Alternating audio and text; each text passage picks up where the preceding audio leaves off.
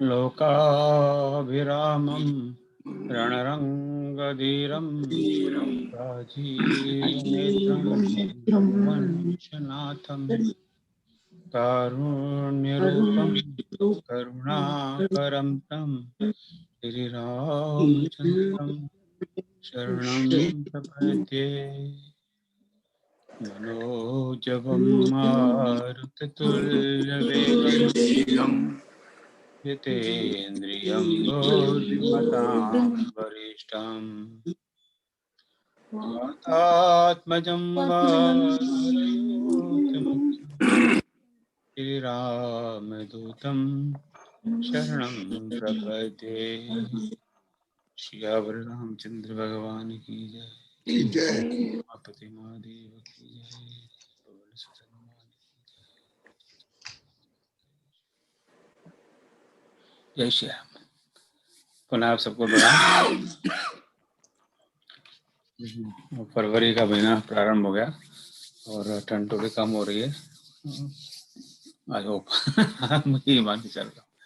तो आज हमारे महीने के प्रथम शनिवार के विशेष वक्ता हैं डॉक्टर विनय शर्मा, जो IIT रुड़की में मैनेजमेंट के प्रोफेसर हैं। आप उनसे अच्छी तरह परिचित हैं। मेरे ख्याल से अगर हम कोई सी लिस्ट बनाएं कि पिछले 10-11 महीने से जब हम लोग मिल रहे हैं, उसमें से सबसे ज़्यादा अटेंडेंस किनकी, हम अटेंडेंस रख रहे हैं आप सबकी। हाँ, आप कैसा वो बताया नहीं, पर है हमारे पास पूरा रिकॉर्ड है, कब कब आए, कितने मिनट बैठे, कितने अपने प्रश्न पूछे। तो अगर टॉप 10 में इनका डेफिनेटली नंबर आएगा। उसको टॉप 5 में आया है, वो तो टॉप ही आया, पता नहीं।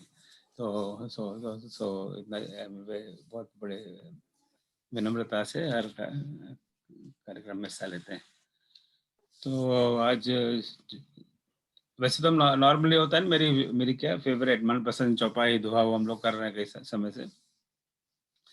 अभी आधी से एक तो पूरी चौपाई भी नहीं है, वही जो राम रचि रागा है, इसको क्या अर्धाली कहते हैं शायद विद्वान लोग। अब इसका कितना विशद और विशाल अर्थ है और उसका हमारे जीवन में क्या असर है, तो ये तो आज विनय जी बताएंगे। तो फिर इधर उधर की बात में पड़े बिना मैं विनय जी का मन। हाँ, तो विनय जी आपका स्वागत है। आप बिल्कुल जितना समय चाहे लीजिए, पर not more than 50 minutes. So take your time as long as it's not more than 50 minutes. देखिए, जय श्री राम। सभी को जय श्री राम। सभी राजा रामचंद्र जी के भक्तों को सादर नमन, विद्वज्जनों को प्रणाम। प्रोफेसर ओम गुप्ता जी को विशेष साधुवाद, जिन्होंने मुझे अवसर प्रदान किया। आप सबके सामने बोलने का अवसर अपने आप में एक सौभाग्य है, क्योंकि भक्तों के सामने बोलने का अवसर जो है वो बड़े भाग्य से ही मिलता है। तो ये जो अर्धाली है, ये जो चौपाई है, ये अनुभूति के रूप में मुझे महसूस हुई और मिली। कई समय इस पर मन में मंथन चलता रहा और एक बार इसी चौपाई पर कुछ बोलने का अवसर पहले भी एक कॉन्फ्रेंस में मुझे मिला। तो यहाँ पर वो अनुभूति प्रकट कर रहा हूँ। बीच में कोई भी त्रुटि हो तो उसके लिए पूर्वत क्षमा प्रार्थना कर रहा हूँ और आपसे थोड़ी सी चर्चा भी करूँगा। बीच बीच में आपसे निवेदन करूँगा कि आप अपना कुछ विचार मुझे दें, क्योंकि मैं जो है वो इसमें आपसे सीखना चाहता हूँ। कई लोगों से बात करता रहा बीच में और अलग-अलग व्यक्ति से जब मैं इस चौपाई के विषय में बोल बैठता हूँ, तो एक स्पॉन्टेनियस अलग से ही कुछ रिस्पॉन्स आ जाता है। जैसे एक मेरे भाई हैं, फौज में हैं, उनसे जब मैंने कहा, तो वो दूसरे तरीके से रिस्पॉन्ड कर बैठे, क्योंकि वो रणभूमि में खड़े रहते हैं, तो उनका विचार ही कुछ दूसरा है। तो उनको भगवान पे बहुत भरोसा है, लेकिन उनको बंदूक पे भी भरोसा है। तो वो उस तरह से भी सोचते हैं। तो एक मेरे मित्र हैं, जेलर हैं, तो वो इतना कुछ देखते हैं कि उनको जो है वो दूसरे तरीके से हर चीज़ दिखाई पड़ती है। तो हर व्यक्ति जो है वो एक अपनी विशेष रूप से इन चीज़ों को देखने का प्रयास भी करता है और फिर कहीं न कहीं डायलेमा में इधर से उधर उसका विचार उसे भटकाता है। और बात वहीं से शुरू होती है, आप सबको पता ही है, फिर भी सिर्फ दोहराने के लिए, कि भगवान शंकर जब गोस्वामी जी ने लिखा है, यहाँ शंभु अस मन अनुमाना, दक्ष सुता कहूँ नहीं कल्याणा, मोरेहु कही न संशय जाहि, विधि विपरीत भलाई नाही। अब वो समझाने का प्रयास कर रहे हैं माता को, भगवान का दर्शन मिल रहा है, ये हम सबको पता है प्रसंग में, जो बस दोहराने के लिए आपके सामने रख रहा हूँ। और जब वो ये समझ जाते हैं कि उनके समझाने से भी गौरी माँ नहीं उसको देख रही हैं, तो फिर वो अपने आप से यही कहते हैं कि होई सोई जो राम रचिया, को करी तर्क बढ़ावे साथ। अब ये वो तो इसको इस तरह से देख रहे हैं, लेकिन हम इसे कैसे देख पाते हैं? कहीं पर एक्सप्लेनेशंस जब पढ़ता हूँ डिटेल में, तो विद्वत जनों ने इस पे लिखा है कि वो उसी प्रसंग से जुड़ी हुई बात है और उसी पर ज़्यादा खरी उतरी हुई देखी जा सकती है। उसका बहुत डिटेल में एक्सप्लेनेशन उन्होंने दिया है। लेकिन जब भगवान को याद करो और कोई ऐसी चीज़ सामने आ जाए जो लगे कि ये रची हुई है, तो फिर बात वहीं पे वापस पहुँच जाती है। इसी अ, जिसे कहते हैं ना left to right, right to left के पर्सपेक्टिव से मैं आपके सामने थोड़ी-थोड़ी बात रखते जाऊँगा। इसमें कंटेम्परेरी साइकोलॉजिस्ट, साइंस, उन्होंने भी बहुत कुछ कहा है, तो वो भी छोटी-छोटी बातें जो है वो बहुत ज़्यादा डिटेल्ड रेफ़रेंस दिए बिना मैं आपके सामने वो रखूँगा, वरना वो एक रिसर्च पेपर के तौर पे नज़र आएगा। तो वो एक अनुभूति के तौर पे ज़्यादा मैं आपके सामने रखूँगा। तो प्रसंग हम सबको पता है कि अब प्रश्न ये उठता है कि क्या ये एक सच्चाई है, अल्टीमेट ट्रूथ्स जिसे हम कह सकते हैं, या फिर ये मात्र एक लेसन है लर्न करने के लिए, या इसको एक किसी डिग्री पे देखा जा सकता है मनुष्य होने के नाते, हम इसको देखें कैसे? और क्या ये कंसोलिंग फैक्ट है? कभी-कभी ऐसा होता है जब घटना हो जाती है तो हम अपने आप को ये समझाने के लिए कि ये तो होना वही था जो भगवान ने चाहा है, तो हम उस बात को उस तरह से कह देते हैं। जो विद्वान हैं, जो एक समय पार कर चुके हैं, जो जिन्होंने जीवन बहुत डिफरेंट लेवल पे देख लिया है अनुभूति के तहत, वो दूसरों को ये बताने के लिए कि अल्टीमेटली देखो होना वही है, वो उसको उस तरह से कहते हैं। और मैंने अपने माता-पिता से एक बार पूछा कि आप जो है वो अ, अभी कैसा सोचते हैं अपने जीवन के बारे में? आपने लाखों मरीज़ों का इलाज किया, उनकी सेवा की, तो अ, उन्होंने कहा कि फ्लॉलेस रहा, मतलब इट नेवर फेल्ड। और अल्टीमेटली हमें जो है वो लगता वही है कि होना वही था जो हुआ है, होई सोई जो राम रखी जात। तो वो अल्टीमेटली जो है वो उनका उनका एक पर्सपेक्टिव जो है मुझे लगा, मैंने कहा कि ये at at that end of life वो पीछे देखकर मुझे ये समझाने की कोशिश कर रहे हैं। So you see future is unknown to us. Last 11 months we have been together, हम सब साथ जुड़े हुए हैं, और कोविड ने पूरी दुनिया को बदल के रख दिया। तो हमने कभी सोचा भी नहीं था कि एक पैंडेमिक ऐसा आएगा जिसमें बहुत सारे लोगों को हम जो है आहत होता हुआ देखेंगे अलग-अलग प्रकार से, और कई लेवल्स पे हेल्पलेसनेस फेस करेंगे। अब यहाँ पर जो है वो थोड़ा-सा आगे बढ़ने से पहले मैं हल्का-सा आपका व्यू लेना चाहता हूँ कि अगर कोई इस पे कुछ कहना चाहे कि इस चौपाई को लेकर आपकी कोई अनुभूति या आपका कोई विचार हो, तो फिर मैं बात को थोड़ा-सा जो है वो आगे बढ़ाना चाहूँगा। जी, जी सर, बिल्कुल। जय श्री राम। जी, सर, जय हमको सिया राम। हमको स्वतंत्रता मिली है अपना कार्य स्वयं करने के लिए, और ये स्वतंत्रता भगवान ने हमें दी है। जी। अगर हम इसका उपयोग नहीं करेंगे जी। और ये हमेशा कहते रहेंगे कि वही होगा जो भगवान सब कर रहे हैं, जी। तो फिर हमारी स्वतंत्रता का कोई महत्व नहीं है। हाँ। अब श्री कृष्ण भगवान अर्जुन को समझाते हैं, सर्व धर्मान परित्यज्य मामेकम शरणम व्रज। सब कुछ उपदेश देने के बाद अर्जुन से कहते हैं कि अब बताओ तुम्हारी क्या इच्छा है। तो अर्जुन कह सकता है कि मैं नहीं लड़ूंगा, लेकिन अर्जुन ने अपना धर्म, अपने विचार, सबका परित्याग भगवान का उपदेश करने के बाद किया और कहा कि मैं वही करूंगा जो आप कह रहे हैं। और कृष्ण जी ने यह भी कहा कि तुम सोच रहे हो कि तुम इनको मारोगे, अरे ये तो अधर्मी है, इनको तो मैं पहले से ही मार चुका हूं, तुम श्रेय लो कि तुमने इनको मारा है। तो इस तरह मेरे पिताजी को भी ये चौपाई बहुत पसंद थी कि जाही विधि राखे राम, हाँ। ताही विधि रहिए, सीताराम सीताराम सीताराम कहिए। जी।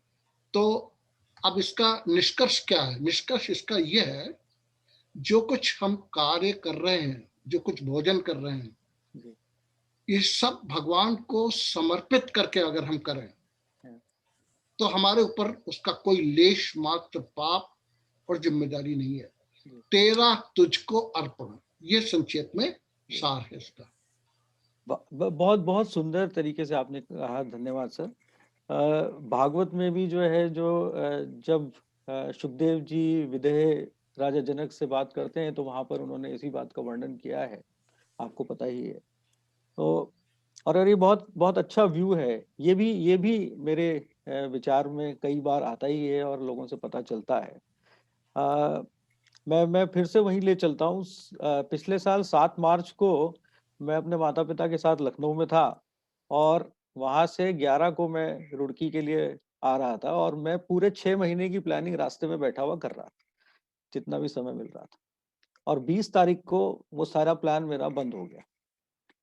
और मैं कभी कभी वो प्लानर पलट के देखता हूँ कि 6 महीने के वो सारे पेजेस मेरे बेकार हो गए।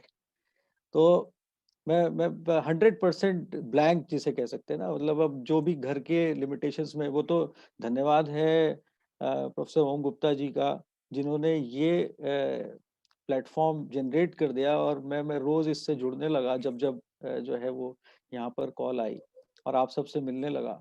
तो ये एक बहुत डिफरेंट किस्म का मोटिवेशन रहा मेरे जीवन में। लेकिन लेकिन अब्रप्टली मैंने कभी नहीं सोचा था कि मैं जीवन काल में इस तरह से अब्रप्ट लाइफ एकदम ब्लंटली बंद होते हुए सब कुछ देखूंगा। और इस प्लानिंग पर्सपेक्टिव से जब भी मैं देख रहा हूँ, तो और उन लोगों को भी मैंने देखा, कई लोगों से मिला जो सफर कर रहे थे इस बीच, जो जो किसी वजह से इससे इफेक्टेड रहे। सबके व्यूज, ये जो आपने कहा फाइट करना है, ये जो हमें हमें अब आगे बढ़ते रहना है, वो तो सब कर रहे हैं, इसमें कोई शक नहीं है। लेकिन हम इसको कैसे देखें? हम इसको प्रेडिक्टिव पर्सपेक्टिव से देख पाते हैं कि नहीं देख पाते हैं? इस मोमेंट में इसको हमें आगे लेके चलना है, अपने जीवन को आगे लेके चलना है, जो भी हमारी सामर्थ्य है उसके हिसाब से हमें चलना है, ये बात बिल्कुल उचित है। और लेकिन उसके अलावा हमारे पास कोई ऑप्शन नहीं है। ये एक एक बहुत इम्पोर्टेंट फैक्टर है जो मुझे लगता है। मैं आपसे भी बीच में इस बारे में रिक्वेस्ट करूंगा। तो यहाँ पर जब मैं जो ध्यान आकर्षित करना चाहता हूँ आपका, वो ये कि हम आने वाले भावी समय को कैसे देखें? Should we keep on predicting और शुड वी स्टॉप प्रिडिक्टिंग? सो इस पर्सपेक्टिव से जब हम देखते हैं, तो ये चौपाई बहुत ही ज्यादा मोटिवेटिंग है। जब ये हम मन में दोहराएं कि होई सोई जो राम रचि राखा। और मैं जब भी कुछ लोगों के सामने बोलता हूँ, जो जो आपने भी कहा कि इसका तात्पर्य ये नहीं है कि हम सब छोड़कर बैठ जाएं। हम कुछ करते रहें, लेकिन वो क्या करते रहें, वो कैसे होगा, इस पर्सपेक्टिव से मैं इसके ऊपर सोचता हूँ। इसका इसका एक्सप्लेनेशन कई नजरियों से मैं देखने की कोशिश करता हूँ। जैसे, क्या इसका एक्सप्लेनेशन मान्यताओं पे आधारित होना चाहिए? क्या इसका एक्सप्लेनेशन गुणों पर आधारित होना चाहिए या संरचना से, जो जो मनुष्य की संरचना है, मन, बुद्धि, विचार, अहंकार, क्या क्या इससे संबंधित होना चाहिए, या फिर कंटेम्प्रेरी साइंस ने और साइकोलॉजी ने इस पे बहुत उच्च पुरस्कार भी मिले हैं, सिस्टम 1 सिस्टम 2 थिंकिंग के हिसाब से, जहाँ पे हमारे ब्रेन फंक्शनिंग की बात की है, न्यूरल साइंसेस ने बात की है कि हमारा ब्रेन इंस्टिंक्टिवली कैसे सोचता है, और डिटेल्ड एनालिसिस हम फिर कैसे करते हैं। कॉग्निटिव साइंस के बारे में बहुत बहुत डिटेल में डिस्कशंस हुए हैं। तो क्या हमें वैसा सोचना चाहिए? क्या ये हमारे किसी विचार शक्ति से संबंधित है? क्या ये हमारे ब्रेन के पोर्शन से संबंधित है? क्या ये कोई हमारा ब्रेन का पोर्शन है जो हमें मजबूर करता है कि हम एनालिटिकल पर्सपेक्टिव से सोचें? क्या ये इससे संबंधित है कि हम इसको सहज भाव से इसे ले पाते हैं? क्या जिनकी भक्ति जो है वो उन्हें आगे लेकर चल रही होती है, क्या उनका सोच दूसरी हो जाती है? क्या जो कर्म भूमि में, जो रणभूमि में खड़े होते हैं, क्या उनकी सोच ऑटोमेटिकली अलग होती है? ये इनसाइट्स के ऊपर भी बहुत सारे लोगों ने कहा है, और बड़ा इंटरेस्टिंग लॉ ऑफ अट्रैक्शन के बारे में भी लोगों ने कहा है। उसके बारे में भी मैं थोड़ा सा आगे बोलूंगा कि जैसा सोचते जाएंगे वैसा होता जाएगा। ऐसा ऐसा भी लोगों ने बहुत बार बताया कि आप जो शब्द को दोहराएंगे वो आपके सामने चीजें आती जाएंगी। तो ये सारे व्यूज हैं जो इसके साथ भी हैं और इससे भिन्न भी हैं। लेकिन अल्टीमेटली बार-बार जब हम किसी व्यू को पकड़ते हैं तो वो कहीं पर जाकर मुझे एज एन इंडिविजुअल ऑब्स्ट्रक्ट करता है, और उसके बाद फिर मेरे पास यही मन में भाव आता है बार-बार जो इस चौपाई में व्यक्त है। तो इस सही मायनों में देखा जाए तो जो मैं आपके सामने रख रहा हूँ ये भी तर्क ही है बेसिकली। ये शाखा बढ़ाने की प्रक्रिया ही है एक्चुअली। को करी तर्क बढ़ावे शाखा। मतलब ये तो मैं बार-बार कह रहा हूँ ना कि ये किस मान्यता के आधार पे है, ये गुणों के आधार पे, ये तर्क है बेसिकली। ये ब्रांचेस, शाखा मतलब जो है वो चौपाई में ब्रांचेस है, तो वो ब्रांच आउट हो रहा है। और मैं अपनी लिमिटेशन से गोल-गोल घूम रहा हूँ। कभी-कभी मुझे लगता है मैं सीक्वेंस में चल रहा हूँ। ये बड़ा इम्पोर्टेंट है, और कभी-कभी मुझे लगता है मैं गोल-गोल घूम के फिर वहीं आ जाता हूँ। तो जैसे ही किसी दिन मेरा शरीर वल्नरेबल हो जाता है, मैं कहीं पर रोग से ग्रसित होता हूँ, तो मेरी वल्नरेबिलिटी बढ़ जाती है, तो फिर मैं उसी जगह पे आके खड़ा हो जाता हूँ। कभी किसी का शब्द आहत करता है, तो फिर मैं वहीं आके खड़ा हो जाता हूँ। ये अपने आप में एक अंतर्द्वंद चलता रहता है। अब इस बीच अगर कोई जो है वो अपने, कोई विद्वान अपने विचार कुछ कहना चाहे तो जरूर कहें, फिर मैं आगे बढ़ जाऊंगा, क्योंकि इसको थोड़ा सा हल्का सा चर्चा के रूप में लेके चलेंगे तो बड़ा अच्छा लगेगा। जी जी सर, जी सर। सर आदरणीय सर आदरणीय जी जी ये जो आजकल जो आधुनिक, जैसा अभी आपने चर्चा करी कि आधुनिक विज्ञान इस पे बहुत काम कर रहा है, जी तो ये वेव्स की बात करता है, जी और वो मैटर, और मैटर से फिर इलेक्ट्रॉन, प्रोटॉन, और फिर उसके बाद जो है आगे जाके जो है जी वो स्ट्रिंग पार्टिकल तक की बात करता है। जी। आखिर लौट के वो आता है मांडूक उपनिषद पे, हाँ ओम थ्योरी के ऊपर, हाँ है ना। तो थर्मोडायनेमिक का थर्ड सिद्धांत के ऊपर बात करते हैं। तो जहां तक जो आपने बात करी, तो एक आदमी का जब जन्म होता है तो ये कर्म तो है, जैसा अभी पहले बोला, कर्म तो करता है वो, जी मगर वो कर्म यदि आप फोकस है तो उसी डायरेक्शन में जाएगा जो जी आपकी नियति है। जी। और यदि आपका अध्ययन कम है, आपका कंसंट्रेशन कम है, तो आप भटकेंगे। ये मेरा सोचना है। धन्यवाद। सुंदर, धन्यवाद, धन्यवाद। जी जी सर, जी सर, जी सर, प्लीज बताएं। जय श्री राम। जी गौतम बुद्ध ने कहा है 3 चीजें, जी बुद्धम शरणम गच्छामि, जी संघम शरणम गच्छामि, जी धम्मम शरणम गच्छामि।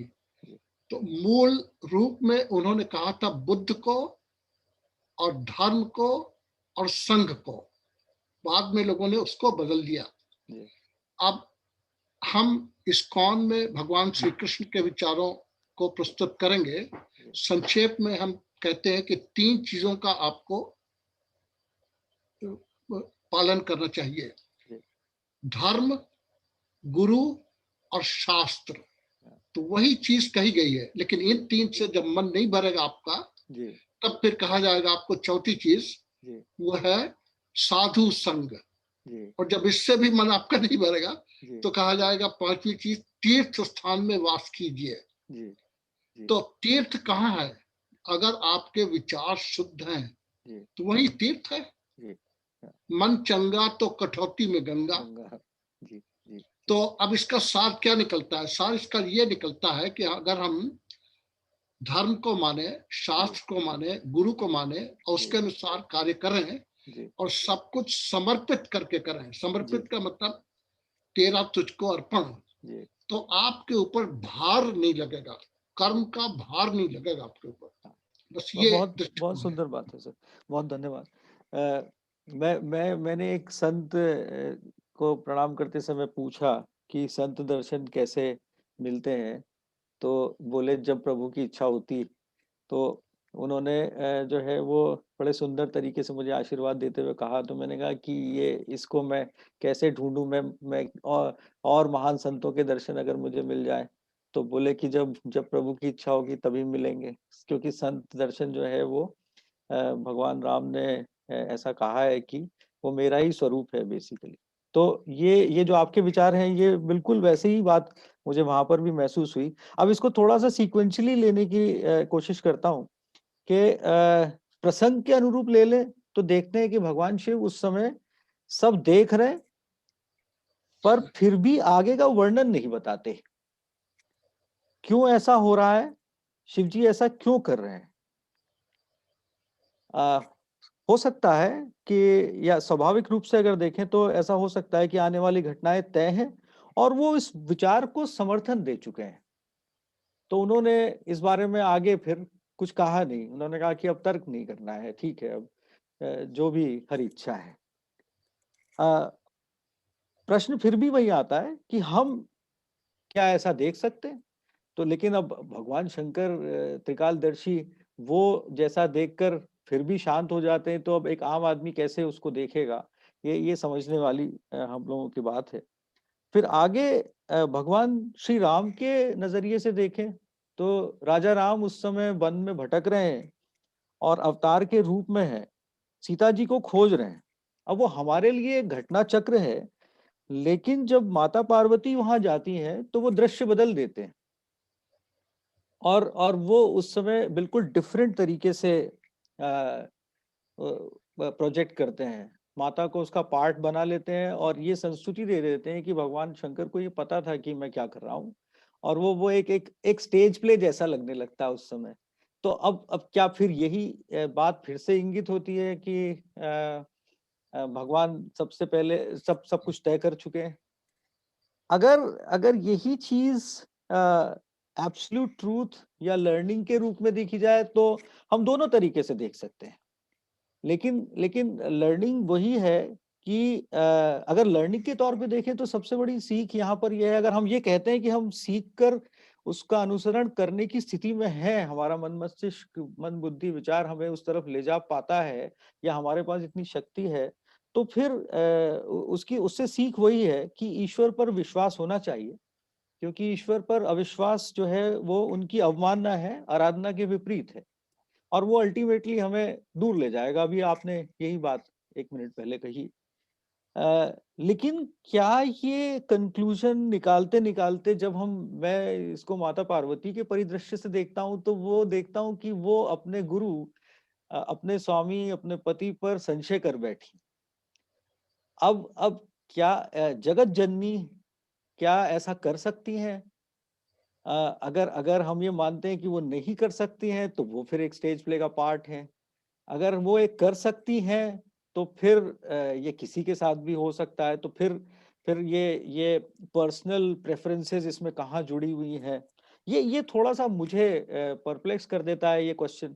और अल्टीमेटली जब मैं देखता हूँ कि वो उनको चाहे मैं मनुष्य रूप में देखूँ, चाहे जगत जननी रूप में देखूँ, चाहे मैं माता के रूप में देखूँ, तो वो कहीं पर भी मुझे जो है वो या तो स्टेज एक्ट के तौर पे दिखता है कि जानते-बूझते वो ऐसा कर रही हैं, लेकिन जानते-बूझते कौन इस बात के लिए तैयार होगा कि उनके पति उन्हें परित्याग करेंगे और उनको उनसे बिछड़ना पड़ेगा, अपना घर-परिवार छोड़ने के लिए जानते-बूझते कौन तैयार होता है?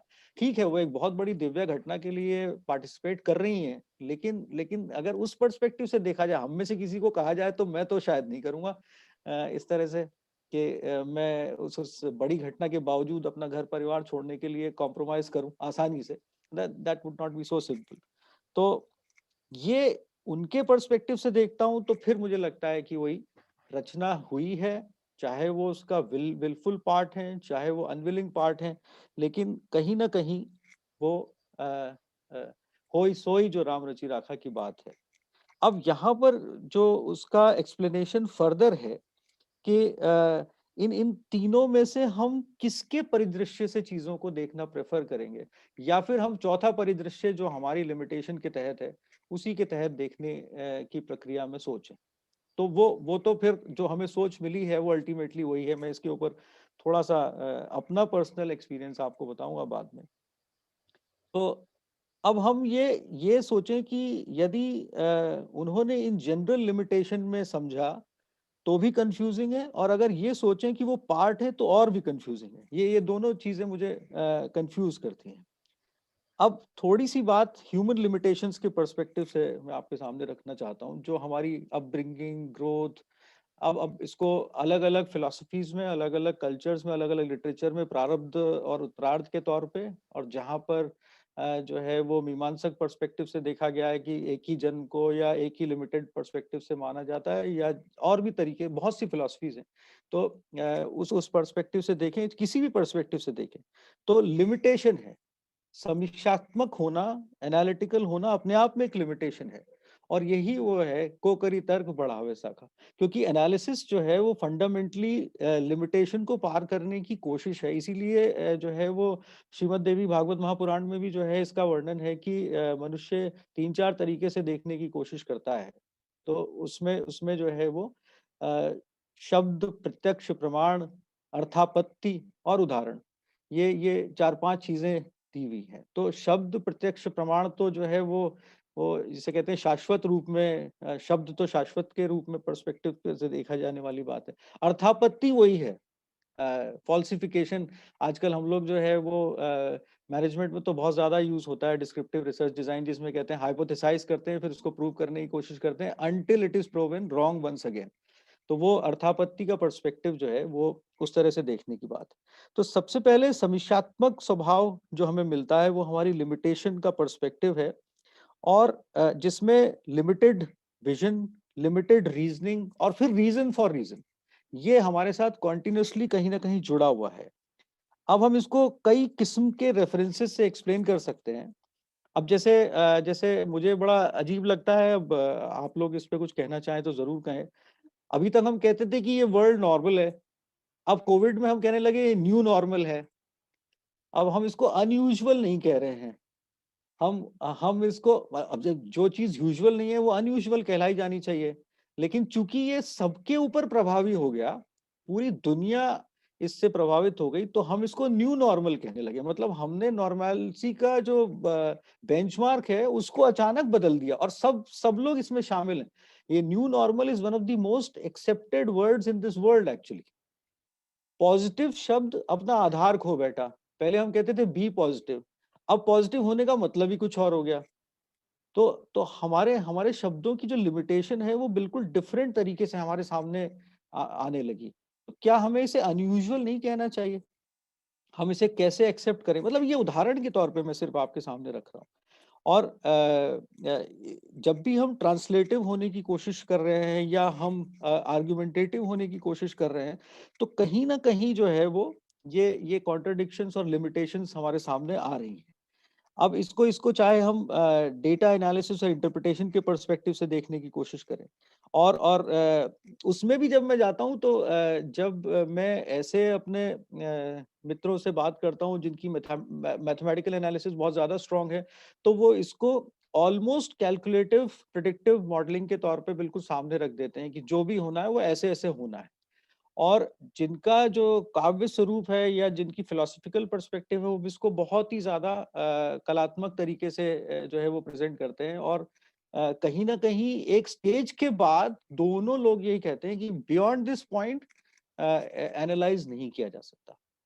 तो ये जो द्वंद है इसको कैसे फर्दर एक्सप्लेन करना है, इसके इसके पर्सपेक्टिव से जो है वो हम लोग लिमिटेशंस को ऑब्जर्व कर पा रहे हैं।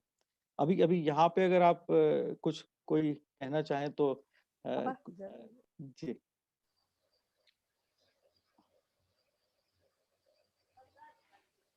मैं एक बात कहूँ। जी जी जी प्लीज। विनय जी नमस्कार। नमस्कार मैम।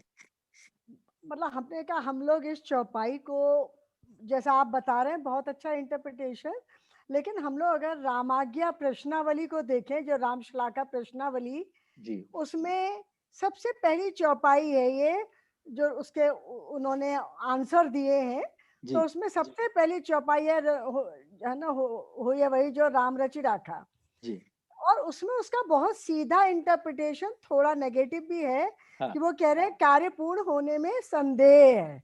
हाँ ये हाँ पॉजिटिव, हम लोग इसको बहुत पॉजिटिव हमेशा लेते हैं अपनी लाइफ में। जी जब हमें रिलैक्स होना होता है, जब हमें टेंशन से फ्री होना होता है, जब हमारे अंदर अनिर्णय की स्थिति आती है, हाँ तो जी हम उस समय इस चौपाई को बोलते हैं हुई है वही जो राम रचिता, कहते छोड़ दो आ जाएगा, जो हाँ, आना है वो अपने आप आ जाएगा, चिंता जी मत करो। जी लेकिन अगर हम तुलसी जी को देखें जी तो तुलसीदास जी ने उसमें जो शब्द, अगर वो तुलसीदास जी के ही अगर हम माने, जी तो वो कहते हैं कि ये चौपाई ये है कि जो अब आपके हाथ में कुछ नहीं है, कार्य के पूर्ण होने में संदेह है, इसलिए आप अपने आप को भगवान को समर्पित कर दो। हाँ तो अब अगर इस चौपाई को अगर तुलसीदास जी की बात मान लें तो हमें लगता है कि हाँ, इसके इंटरप्रिटेशन से बहुत अलग हो जाएंगे कि जीवन में सिर्फ समर्पण ही कर देना चाहिए, कार्य हो और कार्य ना हो। अब इसको आप अच्छी तरह और बात करा पाए। बहुत धन्यवाद मैम, बहुत धन्यवाद। जी जी जी सर, जी सर। 2 या 3 शब्द और हमें इसमें डालने पड़ेंगे। जी सबसे पहला शब्द है लीला। जी म्यूट हो गए सर आप। जो कुछ हो रहा है जी इसको आप लीला कहिए। जी एक तो ये तरीका है समझने जी का। हाँ दूसरा शब्द हमें सीखना पड़ेगा महामाया जी और योग माया। जी तो जितने भी कार्य भगवान कर रहे हैं जी उन्हें हम कहेंगे योग माया। जी और हम लोग प्राणी हैं, मनुष्य हैं, जी तो हम महामाया के साथ जुड़ जाते हैं। हमारे जी ऊपर माया जी का असर है, लेकिन वो माया जी महामाया है। जी महामाया जीव से जुड़ी है। जी तो ये लीला भगवान राम को दिखलानी है। भगवान शिव राम स्वरूप हैं, जी कालज्ञ हैं, जी सब समझते हैं कि क्या क्या हो रहा है, कैसे कैसे हो रहा है। जी तो वो अनुमति या खुली छूट जिसको कहिए हाँ वो दे देते हैं जी हाँ, सती को, बहुत खुली बहुत छूट। बहुत सुंदर बात।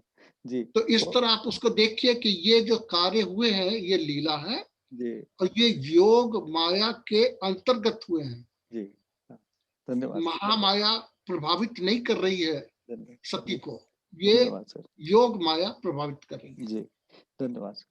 तो ये जय जो श्री आपने बात कही बड़ी सुंदर बात है, और जो मैम ने कही वो भी बड़ी सुंदर बात है। वो मैं दोनों पे ही अपना एक द्वंद जो मेरे मन में चलते रहता है वो आपके सामने रख रहा हूँ, क्योंकि हम लोग जो है वो फिलोसफीज में बहुत सारे अनसर्टेनिटी कैलकुलेशंस करते रहते हैं। अभी अभी जैसे ये कोविड को लेके भी हम लोगों ने बहुत सारे रिसर्च पेपर लिख डाले हैं, तो अनसर्टेनिटी कैलकुलेशन सब लोग करते रहते हैं उसके ऊपर।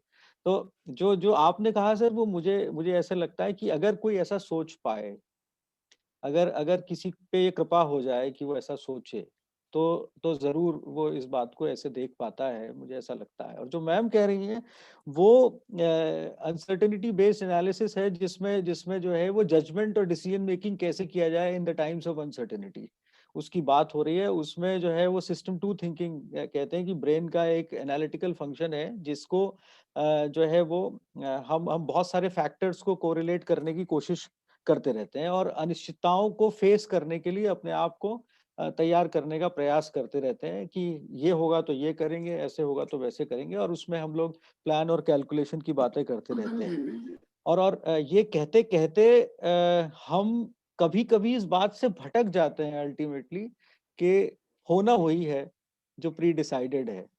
तो और कभी कभी तो हम उसको मान भी नहीं पाते, क्योंकि वो जब तक हम उस स्टेज में पहुंचते हैं कि जब उसको मान पाए, तब तक जो है वो हम एनालिसिस करते करते कई सारे स्टेप्स और कई सारी स्टेजेस को पार कर चुके होते हैं। और जैसे कि आपने कहा ना, माया का वर्णन किया, उसको हम रियल और अनरियल पर्सपेक्टिव से देखने की कोशिश कर रहे हैं, जहाँ पे हम कह रहे हैं कि जो हमें जो जो प्रत्यक्ष रूप से कहीं दिख रहा है उसे हम रियल मान बैठते हैं, और जो हमें नहीं दिख रहा है या जो हमारे बियॉन्ड कंट्रोल है हम उसे अनरियल मान बैठते हैं। लेकिन कभी कभी जो है अनरियल चीजों का इफेक्ट जो है वो रियलिटी में बहुत ज्यादा इंट्रूड कर देता है, और फिर हम उसके साथ परप्लेक्स होके डिसीजन मेकिंग में फॉल आउट कर जाते हैं। इसको कई सारे फिलोसफर्स ने और साइकोलॉजिस्ट ने फैलेसीज और एसोसिएटेड मेमोरी के पर्सपेक्टिव से भी समझाया है, जिसमें उन्होंने कहा है कि ये फैलेसीज का वर्ल्ड है, जहाँ पे हम इल्यूजन्स में जीवन बिता रहे हैं। विजुअल इल्यूजन की बात की है, साउंड इल्यूजन की बात की है, और कई किस्म के इवन मैथमेटिकल स्टैटिस्टिकल इल्यूजन्स की बात की है, नॉर्मल डिस्ट्रीब्यूशन के बियॉन्ड जाने की बात की है, फाइनेंशियल इल्यूजन्स की बात की है, और कैलकुलेटिव फैलेसीज की बात की है। तो वो कई किस्म से फैलेसीज की बात कर रहे हैं, और कई किस्म से एसोसिएटिव मेमोरी पर्सपेक्टिव से बात कर रहे हैं कि कहीं से मेमोरीज जो है, कहीं से कोई चीज जुड़ी हुई है। और इसके ऊपर उन्होंने बहुत ज्यादा समीक्षा की है, मतलब इसकी बहुत लॉन्ग लिस्ट ऑफ रीडिंग है, जिसका एक पूरा सेक्ट है, एक बहुत सारे लोग हैं जो सिर्फ इसी पे काम करते हुए अपना जीवन बिताते हैं, इसी पे सोचते हैं। वो दूसरों को कहाँ पे गलती कर रहे हैं, वो इस चीज को मॉनिटर करते रहते हैं। तो पूरी विज्ञापन और फाइनेंशियल मैनेजमेंट इंडस्ट्री इसी के ऊपर चलती है, जिसके ऊपर जो है सिस्टम टू थिंकिंग और एनालिसिस, पूरा पूरा वर्ल्ड का जो फाइनेंशियल मार्केट है वो इसी पर्सपेक्टिव से बिहेव करने की कोशिश करता है, उसको उसी तरह से समझने के लिए लोग कोशिश करते हैं। अब यहाँ पर जब थोड़ा सा और प्रयास और महापुरुषों की लेखनी को ढूंढे, संतों से सुने, तो अचानक लगता है कि एक आम व्यक्ति की सोच का जो आधार इंद्रिय वर्णन के साथ साइंटिफिक तरीके से किया गया है, जिसमें गुणों की चर्चा है, वो भी थोड़ा सा इसका एक्सप्लेनेशन है। जैसे हम देखते हैं कि एक ही सर्कमस्टांसेस में दो अलग अलग किस्म के डिसीजंस लोग ले लेते हैं। जैसे हमने रामायण में कई जगह पर, रामचरितमानस में कई जगह पर ऐसा देखा है कि एक ही सिचुएशन में दो अलग अलग टाइप के डिसीजंस लोग ले रहे हैं। जैसे हमने कई बार जो बजरंगबली को सर्वोच्च डिसीजन मेकर्स के तौर पे हम जानते हैं, तो उनमें से एक है वो, तो उनके डिसीजंस बहुत ही सात्विक हैं, बहुत ही प्रोएक्टिव हैं, और राम जी के परायण हैं, जैसा आपने कहा, प्रभु को समर्पित डिसीजंस हैं। और उसी में कई ऐसे लोग हैं मानस में, जहां पर जिन्होंने डिसीजंस लिए जो बिल्कुल डिफरेंट है।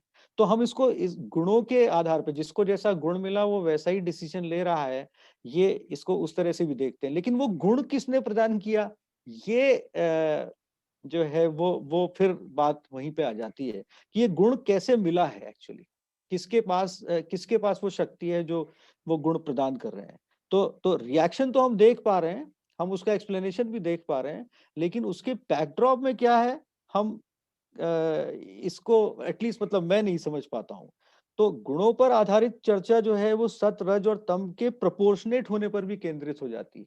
कहीं कहीं पर लोग कहते हैं कि सत हाई है, रज थोड़ा ज्यादा है, राजस ज्यादा है, और या फिर तम ज्यादा हो गया। तो अब लेकिन वो प्रोपोर्शन कैसे बदल रहा है, ये एटलीस्ट मैं बहुत सारे लोगों से चर्चा की, संत विद्वान मुझे बता तो देते हैं बहुत सरलता से, लेकिन मैं उसको अभी भी समझ नहीं पाता हूँ कि ये कैसे है।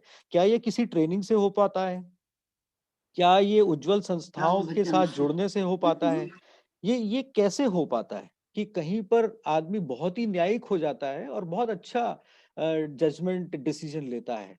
मैं कुछ समय पहले कुछ जजमेंट्स को फॉलो कर रहा था जजेस के लेवल पर, और हमारी ये गुणों वाला फैक्टर मैं कई लोगों पे लगा के देखने की कोशिश करता हूँ कभी कभी।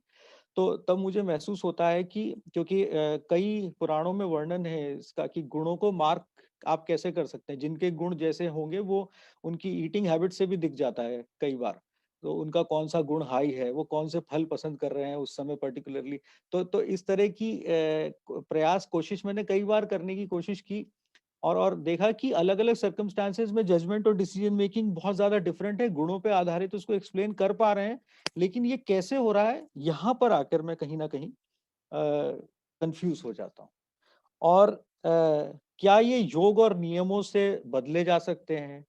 जैसे जब संतों से बात करता हूँ तो वो योग नियम तप, स्वाध्याय, प्राणीदान, इसकी बात भी करते हैं। मैं उसको शॉर्ट फॉर्म में TSIP बोलता था। मेरे एक मित्र योगी हैं, तो मैं उनसे पूछता था, वो बोलते थे कि तप, स्वाध्याय, ईश्वर, प्राणीदान। तो बड़े सिंपल तरीके से एक्सप्लेन कर देते थे। अब उनका जीवन तो कुछ इसी तरह से, वो सुबह 2:30 बजे उठ जाते हैं और लगभग मेरी एज के हैं, लेकिन वो बिल्कुल एक योग में उन्होंने अपने आप को सिद्ध कर लिया है।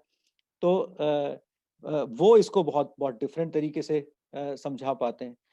अगर ये एक्सप्लेनेशन एप्ट है, तो फिर नारद जी की घटना, जो जिसमें नारद जी भगवान को श्राप देते हैं, वो जो माया रचित घटना है, वो कैसे हुई? नारद जी माया को कैसे नहीं पहचान पाए? और उन पर उस समय भगवान की कृपा क्यों नहीं रही? वो एक्सप्लेनेशंस जब मैं पढ़ रहा हूँ, तो मैं बिल्कुल ही कंफ्यूज हो जाता हूँ। जब जब नारद जी कहते हैं कि आपके सर पे कोई है नहीं, जैसा आप ठीक समझते हैं, जैसा आपको अच्छा लगता है, आप कर देते हैं। और जो है वो आपको तो ये भी ख्याल नहीं रहता कि किसके ऊपर क्या बीतेगी। मतलब वो इतना क्रोधित होकर, उनको ये इतना शुद्ध होकर ये बात कहते हैं, बाद में अफसोस भी करते हैं, लेकिन ये उस समय वो झल्ला जाते हैं। वो कहते हैं कि मतलब ये जो है, आप तो मतलब बियॉन्ड कंट्रोल हैं। आप पता नहीं क्या सोचते हैं। जब नारद जी जैसा ऋषि वहां पर इस बात को नहीं देख पा रहा, तो फिर जो अभी मैम ने कहा कि वो वही बात मुझे लगता है कि कहीं ना कहीं फिर वो घूम फिर के आती है कि होई सोई जो राम रचि राखा। अब ज्ञानियों से चर्चा के बाद प्रश्नों के उत्तर मिलने लगते हैं, लेकिन मेरे जैसे व्यक्ति के साथ एक समस्या ये आती कि हर प्रश्न के उत्तर के बाद फिर एक नया प्रश्न मेरे दिमाग में खड़ा हो जाता है। अब वो लर्निंग लिमिटेशन है, और वो कहीं ना कहीं हम सबको फेस करनी ही पड़ती है। और इस प्रश्नोत्तर की जो को जब मैं देखता हूँ, तो मुझे लगता है कि क्या ये एक श्रृंखला है या ये एक चक्र है? क्योंकि घूम फिर के फिर जो है मैं कहीं एक जगह पे खड़ा होता हूँ। कई बार तो मुझे ऐसा लगता है मैं सीक्वेंस में आगे बढ़ रहा हूँ। क्या इसी तरह से अनुभूतियां होती हैं इसी श्रृंखला के तहत, और आदमी श्रृंखला से बाहर या चक्र से बाहर निकल जाता है? वो कई थ्योरीज में कहा गया है पार्टिकल जो है वो अपने सिस्टम से बाहर हो जाता है। तो क्या हमें अचानक एक दिन ये सब दिख जाएगा और हम बाहर हो जाएंगे? क्या ये प्रश्न ही उसका माध्यम है, या फिर इंसाइट जो है वो अचानक से कहीं डेवलप हो जाती है, जिसके तहत हम पर्टिकुलर तरीके से बिहेव करने लगते हैं? अ, इसको यूँ यूँ कहें कि हम परिभाषित करने की कोशिश कर सकते हैं, लेकिन डेफिनेशंस एवर इवॉल्विंग हैं, इसीलिए कहीं न कहीं ये चक्र के रूप में दिखता है। इसका जो एक इंटरेस्टिंग डिस्क्रिप्शन वो है, वो लॉ ऑफ अट्रैक्शन जो मैंने कहा था, उसके ऊपर भी बहुत सारे लोगों ने काम किया है और बड़ी चर्चित पुस्तकें हैं उसके ऊपर, जिसमें जिसमें वो ये कहते हैं कि साहब आप दोहराना शुरू कर दीजिए। और लॉ ऑफ अट्रैक्शन जो होता है वो प्रीफिक्स और सफिक्स को नहीं मानता। जो शब्द आप बोलेंगे वो आपके साथ घटना शुरू हो जाएगी। तो आप जितनी इंटेंसिटी से उसको अपने जीवन में लाने की कोशिश करेंगे। तो क्या जप का कॉन्सेप्ट यही है, जिसमें जिसमें हम ईश्वर को जप करते हैं, हम उनको याद करते हैं, लेकिन वो जप हमें कैसे मिलता है, ये फिर मैं नहीं समझ पाता हूँ। क्योंकि क्योंकि कई बार जो है वो हमारे जीवन में व्रत और जप और नियम और साधना अचानक आ जाते हैं। कभी कभी जो है वो आदमी सारा जीवन ऐसे ही बिता देता है कि उसके साथ वो नहीं होता है। तो ये कैसे हो रहा है? अनेकों अनेक लोगों ने कई प्रकार से, कई तरीकों से इस तरह की व्याख्याएं की हैं। मंत्र सिद्धि भी शायद इसी को कहते होंगे, जिसे कहते हैं ना कि मतलब it it becomes real for you when you keep repeating things basically. तो मंत्र और मंत्र साधना शायद इसी को कहते होंगे कि आप उसको पकड़ लीजिए और आगे बढ़ते चलिए। और फिर बात घूम फिर के यही आ जाती है कि एक्शंस का रिजल्टेंट एक प्रश्न लाता है, और ग्रंथों में इसका वर्णन भी है। पर बात ये समझ में नहीं आती कि कौन सा शब्द या मंत्र सिद्ध करने की प्रेरणा किसको कैसे मिलती है। वो एक पर्सपेक्टिव, कौन सा मंत्र मेरे जीवन में आ जाएगा, कौन सी चीज मुझे भा जाएगी, वो मुझे नहीं पता। और अंततः जो है फिर वही मेरे सामने एक बात आती है। तो अ, इसको इसको समाहित करते हुए मैं जो जहां पर मैं पहुंच पाया हूँ वो वही है कि अ, हरि नाम मिले, हरि नाम जपूं। और जैसे उसमें कहा है ना कि हरि माया कृत दोष गुण बिनु, हरि भजन न जाई, भजिए राम सब काम तजी, अस विचारी मन माही। तो अब ये सब काम छोड़ देना, क्या काम छोड़ देना है? लेकिन मुझे वो दूसरे तरीके से नजर आता है, जो सर आपने भी अभी कहा कि काम छोड़ देने का मतलब काम छोड़ देना नहीं है। मतलब ये उसी तरह से है कि गांडीव रख देने जैसा नहीं है, ये राम भजन गांडीव रख देने के उपरांत विराट रूप दर्शन जैसा है एक्चुअली। जो जब वो आएगा तभी जो है वो मुझे प्रेरणा मिलेगी, और जब मुझे प्रेरणा मिलेगी तभी मैं उस तरफ चला जाऊंगा। ये मुझे पर्सनली ऐसी फीलिंग हमेशा मिलती है। और उत्तर मेरे मन में कुछ इसी तरह से आता है कि यदि प्रार्थना और सत्संग मिल जाए तो संशय दूर होगा। संशय दूर होने से दिव्यता बढ़ सकती है, और दिव्यता से दिव्य संकल्प होगा, और उससे सिद्धि होती चली जाएगी। लेकिन वो जो अंत में मुझे समझ में आता है वो यही कि होय सोई जो राम रचि राखा, को करी तर्क बढ़ावे साखा। मतलब वो अल्टीमेटली जो है वो मुझे मुझे वो कंफ्यूजन होते होते फिर संरक्षण इसी जगह पे जाके मिलता है। और बात वही है कि जे ही जस रघुपति कर है, तब सो तस ते ही छन होई। और जैसा जैसा वो अ, सोच लिया उन्होंने वैसा ही हो जाएगा, क्योंकि ईश्वर ही जो है वो जीव और माया को चलाने वाले हैं, वही बंधन क्रिएट करने वाले हैं, वही मोक्ष देने वाले हैं, उनके नाम से ही सब होना है। तो यहीं पर जो है मैं आप सबके समक्ष प्रणाम करते हुए और अपनी बात को विराम देना चाहता हूँ, इसी अ, समर्पण के साथ कि अ, मुझे जो अभी तक महसूस होता है वो यही है कि होई सोई जो राम रचि राखा, को करी तर्क बढ़ावे साखा। तो आप सबने बहुत सुंदर तरीके से मेरा साथ दिया, मैं इसके लिए आपका बहुत हृदय से आभारी हूँ, बहुत धन्यवाद देता हूँ। धन्यवाद। आम जन की भावनाएं रखी है सर आप। बहुत अच्छा, बहुत आम जन की अच्छा भावनाएं। बहुत विनय सुंदर, जी, बहुत बहुत सुंदर, अच्छा बहुत विनय सुंदर, जी, विनय बहुत जी अच्छा, बहुत अच्छा। बहुत सुंदर। बहुत वेरी अच्छा। वेल सेड, बहुत वंडरफुल। सुंदर। वंडरफुल। हर आदमी की व्यथा रख दी सर आपने। हर आम आदमी यही सोच रहा है।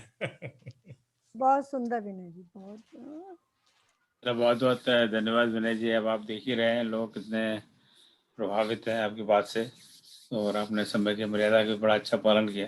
तो very nice, thank you so much.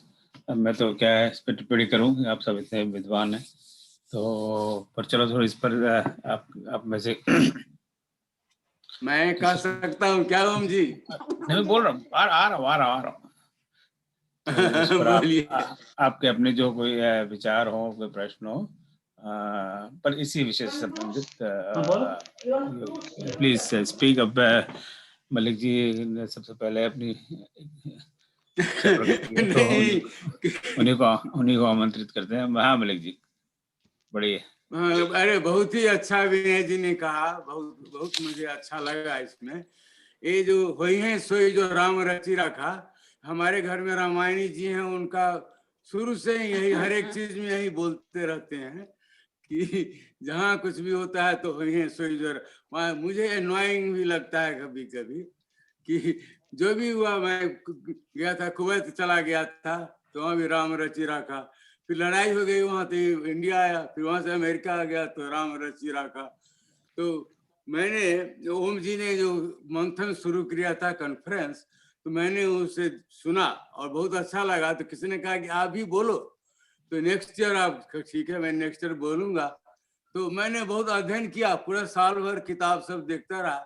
मैं टेक्नोलॉजी डायरेक्टर था क्रिटिकल, तो मैंने लेक्चर दिया उसमें यही टॉपिक पर कि रामायण में मैं क्या पसंद नहीं करता हूँ, मैंने क्रिटिकल क्या है वो ठीक नहीं है हमारे विचार से। तो यही था कि राम रचि राखा, शिव का और सती का मोह।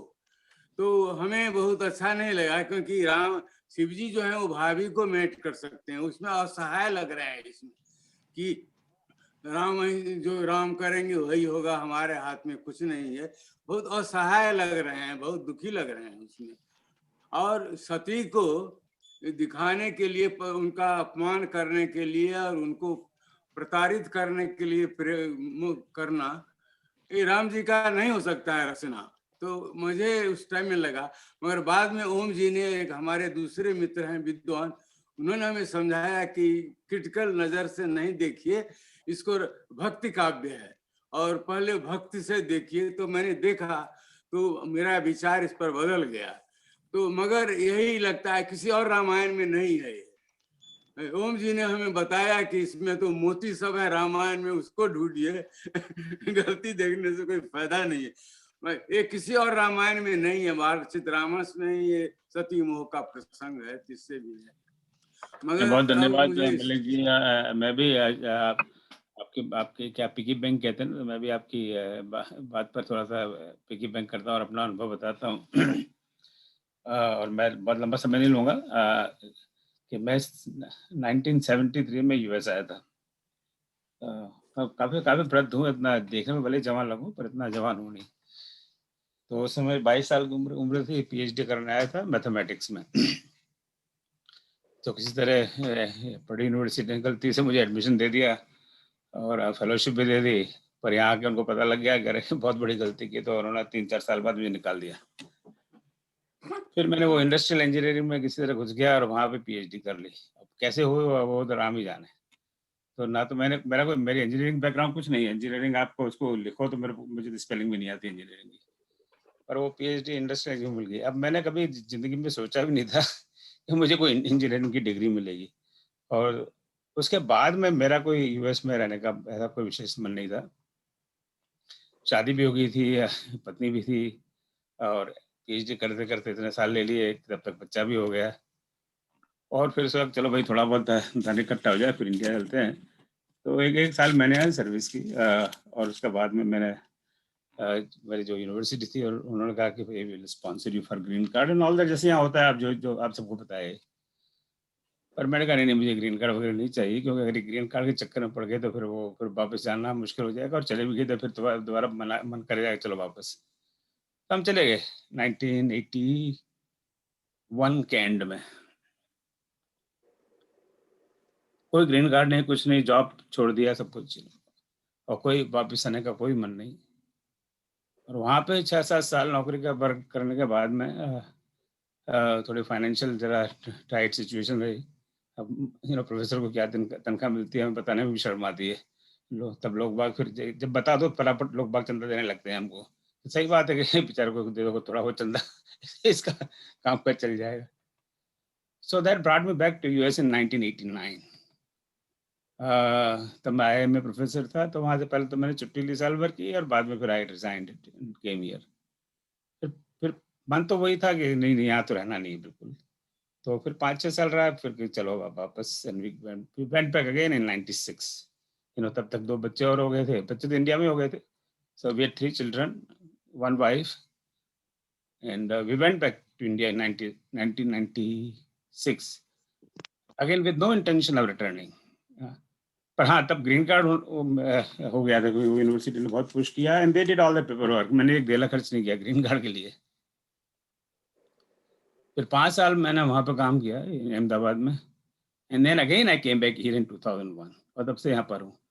सो जो आपने ये चौपाई बताई, वो मैं मानता हूँ कि बहुत लागू होती है मेरे जीवन पे। मेरा कभी कोई मन नहीं था कि मैं अमेरिका रहूँ, और एक बार गया, और ये नहीं कि जाके 4 महीने में आ गया। आईआईएम में 7 साल था, उसके बाद में यहाँ 6-7 साल रहा, फिर गया, फिर वहाँ 5 साल रहा, और फिर आया। सो ये ऐसा क्यों होता है? और तभी ये चौपाई याद आती है। अभी भी मेरा कोई विशेष मन नहीं है यहाँ रहने का, पर अब देखिए ना, वही जो राम रच रहा का। तो ये क्या मैन प्रपोजेस गॉड डिस्पोजेस, क्या अंग्रेजी है। तो जो परमात्मा की क्या मर्जी है, और मैंने कभी कोई यहाँ ऐसा कोई रहने का प्रयास नहीं किया। आपको अब जैसे मैंने बताया वो 100% सत्य है, इसमें कोई इससे रिलेवेंट है आज की बात से। और चूंकि मलिक जी ने अपना थोड़ा अनुभव शेयर किया, तो I thought I will share with you. So I think there is some truth in to this, कि जो परमात्मा सोचते हैं हम कितना भी प्रयास कर लें, हालांकि we have all this other kind of arguments. ये नहीं कि हाथ पे हाथ धर के बैठे रहो, नहीं, हाथ पे हाथ धर के कोई नहीं बैठा, सभी कुछ ना कुछ कर ही रहे हैं। but there is this some power there जिसकी वजह से इस तरह की बातें होती हैं। So अब I'm actually the living proof of it, that despite our best of my effort to not live in this country, I continue live in this country. And लोग तो पहली बार ही गया तभी लोग बाबा ने मुझे बहुत समझाया कि क्या उस समय तो जस्ट इमेजिन इन 1981 में इंडिया की इकोनॉमिक कंडीशन क्या थी। It was in very very very poor condition consider to what it is today. आजकल तो वहाँ प्रोफेसरों को जैसे विनय जी को मुझे पता है 5-6 लाख की तनख्वाह मिलती है हर महीने। तो उस समय तो मुझे अभी भी याद है 81 एंड में जब आया मैं गया था 2000 और 2200 ऐसी कुछ तनख्वाह थी। उसमें फिर वो पीएफ कटेगा और दुनिया भर के कटिंग फटिंग होते हुए that was very very hard, very very hard. I am telling you today. और उस समय और कई जिम्मेदारियां थी, but anyway I am not going to get into that. So still I had no intention of coming back, and that keeps happening. So जो वही राम रचिरा का is something is so relevant and so at least मैं अपने जीवन से कह रहा हूँ it's so much applicable in life। ये जिस रामायण मंथन हम लोग 10 महीने से कर रहे हैं, आज से आप 10 साल पहले मुझसे मिलते तो मुझे तो एक चौपाई पढ़ना भी नहीं आता था, अभी भी नहीं आता, पर अब कम से कम ऐसा ढोंग जरूर है कि हाँ इसको आता है, पर तब तो ये ढोंग भी नहीं कर पाता है। तो ये परमात्मा की जो मर्जी है उसी हिसाब से मेरे ख्याल से काफी चीजें चलती हैं। सॉरी मैं कुछ जरूर से ज्यादा बोल गया तो मैं विचार रख सकता हूँ? हाँ अरे दे दीजिए, आपके बिना क्या काम होगा, आप तो राम भी हैं और हाँ, मेरा शिव जी मैं आप तो कहिए। मैं बड़ी विनम्रता से आई एग्री फॉर डिसएग्री। ये जो चौपाई का है प्रावधान, जो साहब बोले, जो हरी इच्छा इज डिफरेंट, वही है सोच जो राम रचिरा का डिफरेंट। ये एक्चुअली जैसा मैडम ने कहा था वो नेगेटिव पार्ट में ही है। जैसे हम लोग रिजल्ट एग्जाम देते थे तो राम सलाखा में क्वेश्चन रखते थे कि वो 9 घर बने हैं और दूब रखो, कौन सा चौपाई आएगी तो पास हो जाओगे कि फेल हो जाओगी। तो यदि वही है सोच जो राम रचिरा का आता था तो लगता था कि फेल हो जाएगी, सप्लीमेंट्री आएगी। पर यदि प्रवेश नगर कीजिए सब कहा जाए तो लगता था कि हाँ संतुष्ट है, कार्य अच्छा है, ये हो जाएंगे, पास हो जाएंगे। और कभी आता था उगरे यंत्र न हो नहीं बाहू तो भी लगता था फेल हो जाएंगे। इस तरह से चौपाइयां होते हैं। मेरा निवेदन इसमें ये है कि ये शिव जी जो है वो देवाधिदेव हैं, आध्यात्म के पहले गुरु हैं, और उनने समझाया जब उनने नहीं माना। जैसे आप किसी को समझाइए कि भाई तू ये कर ले, इसमें है वो बेन टपान रखे, नहीं हमको तो यही करना है। तो जब पार्वती जी ने कहा नहीं हमको तो ऐसे ही करना है, तो शिव जी का ये कहना था कि माया बड़ी प्रबल है, और यदि भगवान ने सती के बुद्ध में मोह उत्पन्न करके संसार के कल्याण के लिए, लोक कल्याण के लिए यदि भगवान ऐसी इच्छा देना चाहते हैं, जो भगवान ने सोचा है तो वही होगा। भगवान की माया बड़ी प्रबल है, उसके आगे शंकर जी की विद्या भी कुछ नहीं कर सकती। अब 1-2 मिनट का टाइम और लूंगा। उसमें ये भी कहा जाता है कि राम कथा को तर्क से, जैसे भी हो विनय जी ने बहुत अच्छे से कहा कि हम लोग भी तर्क ही कर रहे हैं, तर्क से। राम कथा तर्क से नहीं, भक्ति से ही पूरी चलती है। ये तुलसीदास जी की बड़ी महानता है कि जहां भी कोई तर्क में उलझा है तो उलझा ही रह जाता है, लेकिन जो भक्त है वो ऐसे ही आनंददायक कथा में आनंदित रहता है। अब देखिए सती तर्क करती है, सती शिव जी कहते हैं कि ये सच्चितानंद है, सत चित आनंद। तो अब सती जी तर्क करती कि कैसे सत है, ये असत माया के जो माया का मृग है, सोने का मृग हो नहीं सकता, जिसके पीछे ये दौड़ती है कैसे सत है।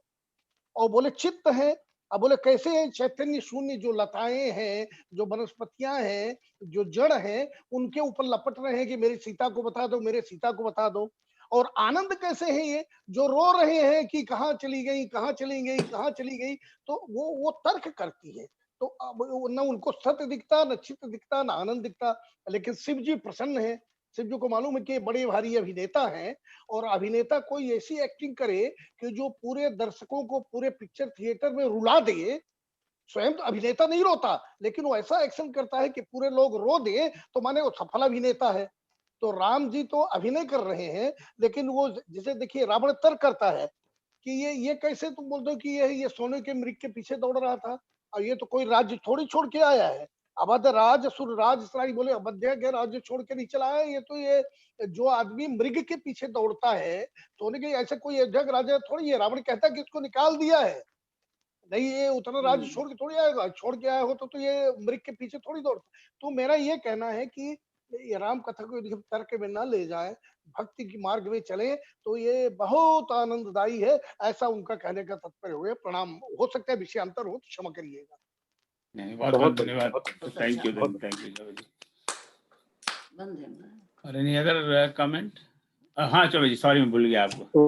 ओम जी सर, आज विनय जी ने जी जो जी बात रखी, Suraj Baladin from the Netherlands. Can you just wait for a minute? कोई और बोल रहा है। Let him finish, please. वो एक अच्छा, मैं बोल सकता हूँ जी? हाँ, but just 1 second, let him finish, सूरज जी। अच्छी बात। हाँ, ये चौबे जी बोल रहे हैं, उनके बाद में आप बोलिए प्लीज। तो ये जो अभी आपने, राम जी ने भी सुनाया, आपने भी सुनाया, ऐसी घटना मेरे साथ भी घटी। मैं उसको रिपीट नहीं करते हुए मैं ये कहूंगा कि हर आदमी इसी शंका में घुसा हुआ है। तो जैसे आपसे जुड़े ऐसे कुछ लोगों से और भी जुड़े हैं, तो ये विनय जी की जो है, तो उनने जो एक जो कॉन्शियसनेस, चेतना की बात जो कही, तो उसमें जो है जागृत अवस्था, स्वप्न अवस्था, सुसुप्त अवस्था और तुरीय, ये 4 अवस्थाएं जो बताई हमारी, तो हमारा प्रश्न फिर वहीं पे आ गया कि ठीक है, सुसुप्त अवस्था तो और वो तुरीय, मगर जागृत अवस्था का क्या होगा? यही हुई है वही जो राम, हम तो एक आम आदमी है। तो कुल मिला के इसका एक ही बात है कि जब समर्पण हो जाएगा आपका, जब समर्पण हो जाएगा, तब वही होगा जो आप चाहेंगे, या राम और आप दोनों एक हो जाएंगे। उस समय वही होगा जो आप चाहेंगे, यानी आप, अहम ब्रह्मास्मि वाली बात आ जाती है फिर वहां पर।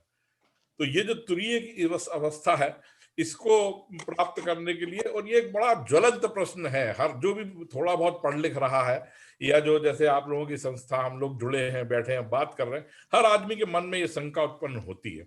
हम लोग सभी लोग कर्म प्रधान हैं, आज तक यहाँ मतलब इस एज में आकर सबने कर्म करके और यहाँ तक आए हैं। बहुत बहुत धन्यवाद शर्मा जी को, भी बहुत अच्छा विषय उठाया, आनंद आया, धन्यवाद। Baladin ji please. Thank you Choubey ji. Baladin ji please go ahead. अच्छा, बोलिए। हाँ, सभी को राम राम। मैं द नेदरलैंड से बोल रहा हूँ, हॉलैंड से, यूरोप से। और अभी आप बोल रहे थे ओम जी, अब वेदर आपका ठीक हो रहा है। अपने यहाँ -9 डिग्री जा रहा है, तो यहाँ सर्दियों का बौछार होने वाला है। और विनय जी, बहुत अच्छा प्रसंग आपका। आप लोग बहुत जल्दी बोलते हैं, हमें शब्द को ढूंढना पड़ता है क्योंकि हम पैदा ही बोलते रहे।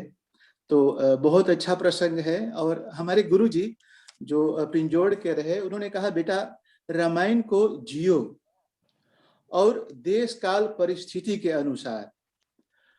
तो रामायण में ये प्रसंग है भगवान शंकर का, और शंकर जी हैं ज्ञान के सिंबल। अपनी पूरी कोशिश करने के बाद सती जी को न समझा सके, जब पूरा कोशिश कर चुके और नहीं समझा सके, तो क्यों कि उसे हार्ट अटैक न हो, हम आप जैसे बंदों को कोई स्ट्रेस न हो, बर्न आउट न हो, लड़ाई न कर बैठे, बस भगवान पे छोड़ दो कि देखो मैंने जितने मेरे सामर्थ्य में था मैंने किया, अब बात नहीं बन रही है तो शायद राम की इच्छा होगी, क्योंकि ये मेरी अपनी बीती है, मेरे घर में बीता है। मैं जब समझा कर थक गया तो मैं कहा कि कोई बुरा काम करने से पहले मैं भगवान पे सौंप देता हूँ, क्योंकि शायद यही राम जी की इच्छा है। तो मैं सोचता हूँ अगर ऐसे हम समझें तो हर घर में या बहुत से घरों में, परिवार में, समाज में जो कला होता है, भाई आप अपनी कोशिश करें, और अगर आगे न जा सका तो राम जी पर छोड़ दे। क्योंकि मैं रामायण को सिर्फ कथा के रूप में नहीं पढ़ता समझता हूँ, मैं कोशिश करता हूँ यथा योग्य उस रास्ते पे चलने के लिए। तो बहुत अच्छा लगता है। और आज फरवरी में मुझे 35 साल हो रहा है नेदरलैंड्स में बसते हुए। कभी मैंने भी कल्पना नहीं किया था कि मैं यूरोप में रहूंगा। तो शायद यह भी राम जी का खेल है। और मानस से इतना अगाध प्रेम है, मैं आप लोगों को देखता हूं तो बहुत बहुत बार प्रणाम करने को जी चाहता है। और विनय जी, आप प्रोफेसर हैं, आपकी बातों से पता चला कि आप प्रोफेसर हैं। बहुत बहुत स्वागत, प्रणाम, जय श्री राम। बहुत बहुत धन्यवाद बालादीन जी। बालादीन जी नेदरलैंड्स में है और वहाँ रामायण के बड़े विशेष कथावाचक हैं। तो इनको हम अप्रैल के फर्स्ट सैटरडे को सुनेंगे। तो दो महीने थोड़ा हमें प्रतीक्षा करनी पड़ेगी। तो हाँ जी, एनी अदर कमेंट? ओम जी, आपकी अनुमति हो तो 2 शब्द हम और कहना चाहेंगे। अब तो कुछ नई बात कही है प्रभु जी, वही बात रिपीट नहीं करिए। नई बात ये है कि हम को ये देखना है गुणों के बारे में। तो गुणों के बारे में शुद्ध सत्व में जब हम स्थित होंगे तो रज, तम और 3 जो गुण हैं आपके, सात्विक, राजसिक और तामसिक, तो इन तीनों से ऊपर जो है ये शुद्ध सत्व है। तो शुद्ध सत्व में जब हम स्थित होंगे तब हमें गुणों का प्रभाव नहीं होगा। ये विचार है। दूसरा विचार यह है कि हम अपने को अगर ये सोच के चलें कि शिव जी जो है उन्होंने इतना समझाया और पार्वती जी जो है उन्होंने फिर भी अपनी जिद की, तो शिव जी दबाव नहीं डालना चाहते, वो भी स्वेच्छा दे रहे हैं पार्वती को। ठीक है देवी, तुमको हमने सब कुछ समझाया, अब जो तुम्हारी इच्छा वो तुम करो। तो इस तरह से हमें उसे देखना चाहिए। जय श्री राम। जय श्री राम। बोलिए सतीश जी। सर, विनय जी ने अपने पेरेंट्स का जिक्र किया, मेडिकल प्रोफेशन में होंगे शायद वो। तो मैंने भी मेरा नेफ्यू है, वो न्यूरो सर्जन है सर, दिल्ली में, और रोबोटिक सर्जरी करता है। तो मैंने एक बार उससे पूछा कि तुम रोबोटिक सर्जरी करते हो, तुम्हें कुछ पता नहीं है कि उसके ब्रेन में क्या चल रहा है, तो हाउ यू फील कि यू विल बी सक्सेसफुल?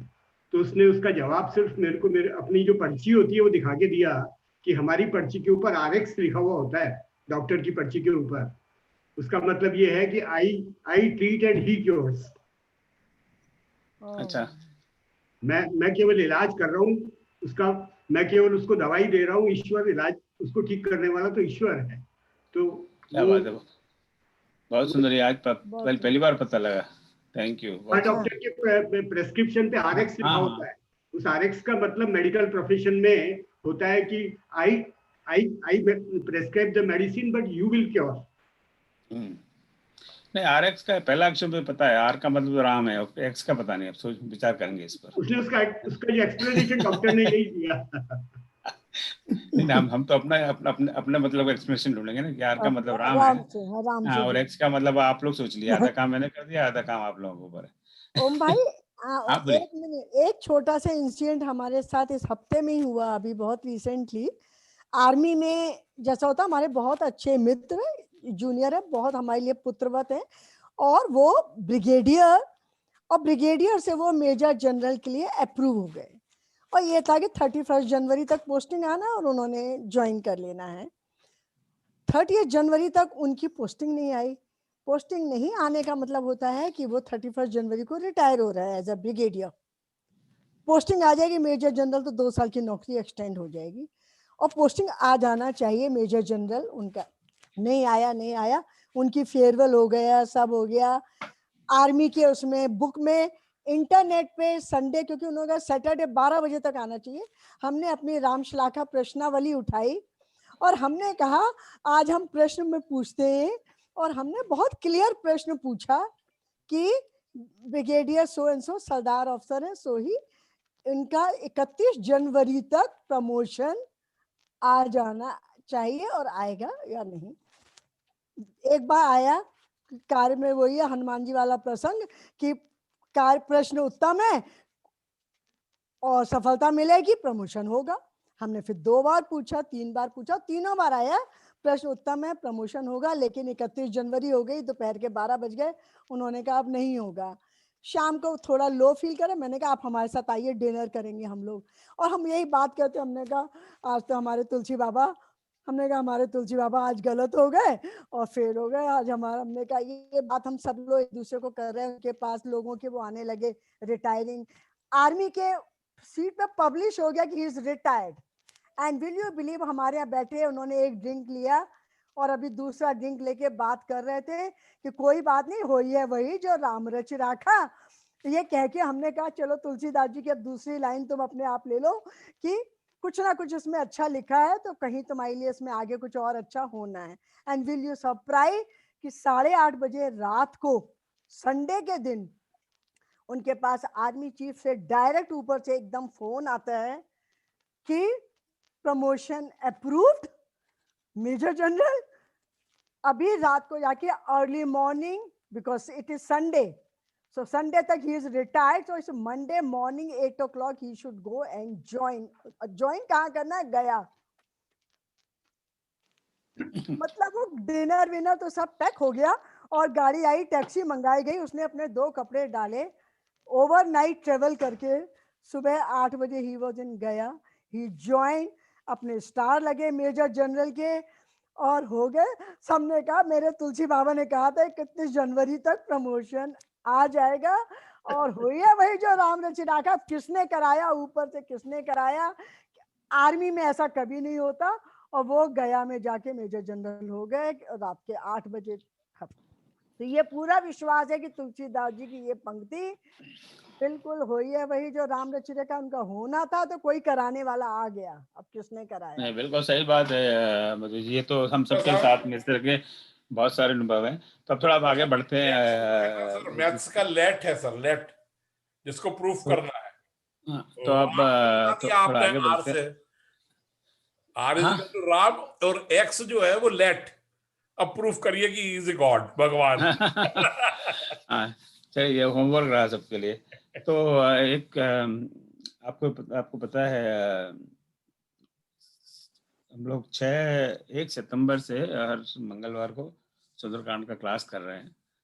तो अगले सप्ताह, अगले Tuesday, it will last session. उस दिन हम 2057 से 2060 3 पे चर्चा करेंगे। तो उसी दिन ये जो बहुत चर्चित जो चौपाई है, ढोल गवार शुद्ध पशुनारी पर भी बात होगी। तो those of you are interested, please join. उसके बाद में जो भी उसमें क्लास में जुड़े हुए हैं, उनका बड़ा आग्रह है कि जो नॉर्मली सुंदरकांड का पाठ करते हैं तो बाद में हनुमान चालीसा हमेशा करते हैं। So then we will also do maybe 2 classes on Hanuman Chalisa. तो उस क्लास के बारे में मैंने, जो क्लास में अटेंड कर रहे हैं उनको मैंने रिक्वेस्ट किया था कि आप लोग 6 महीने से इतना टाइम इसमें वेस्ट कर रहे हैं, तो इसका कुछ लाभ कुछ है आपको, is take away for you, why you are doing it, एक क्लास को वो सुंदरकांड में 6 महीना में समझ में नहीं आ रहा, 1 घंटे में लोग पढ़ लेते हैं। उसमें तो टोटल आवर्स हम काउंट करें तो करीब 33 आवर्स होंगे, like it's like almost like 3 credit hour course. So that's lot of work. तो कुछ मित्रों ने जो अटेंड कर रहे हैं, they said we will share with this bigger group. तो हर बार पिछले 2-3 वीक हम ट्राई कर रहे हैं, कोई थोड़ा समय मिले तो उनको मैं कहूँ। तो आज अभी थोड़ा, तो आज भी बहुत ज़्यादा समय नहीं है, पर थोड़ा समय है। So I will invite those people who are attending that class कि what are their takeaways। तो पहले मैं, चौबे जी आप you are ready? सर बहुत कुछ मिल गया, टेक अवे तो क्या क्या बताऊं मैं आपको। और ईमानदारी की बात बताऊं कि जब सुंदरकांड तो जब इच्छा होती है लगभग हर शनिवार मंगलवार को 33 मिनट में तो खत्म ही कर देते, 35 मिनट में अपन, उसमें क्या पढ़ना है।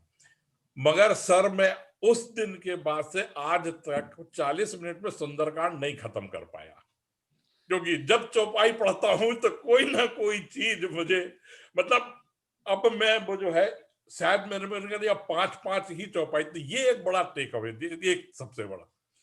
और हर उसमें आप जो बोलते हैं तो आपके लिए वो हो सकता है कि भाई मेरे लिए को, तो मगर मैं तो ये कहूंगा कि आपके लिए भी वो फिट होता है कि स्वांत सुखाय तुलसी रघुनाथ।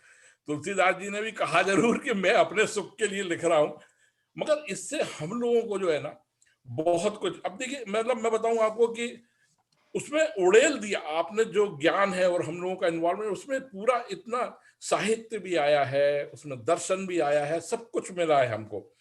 एक 8 तारीख का एक अपना था, 8 मुझे याद आ रहा है, तो जामवंत जी के बारे में कितनी सुंदर बात बताई, जो कि शायद मेरे ख्याल से कभी ध्यान नहीं देते कि बुजुर्ग की क्या वैल्यू होती है।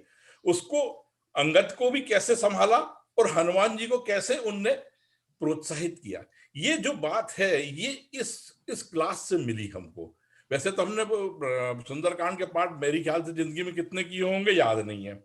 इसके बाद एक 22 तारीख के रोज जो हुई थी जिसमें आपने छंद चौपाई इन सब के बारे में, ठीक है, मैं हिंदी से एमए का छात्र हूं, मगर आज की डेट में सब भूल गया था।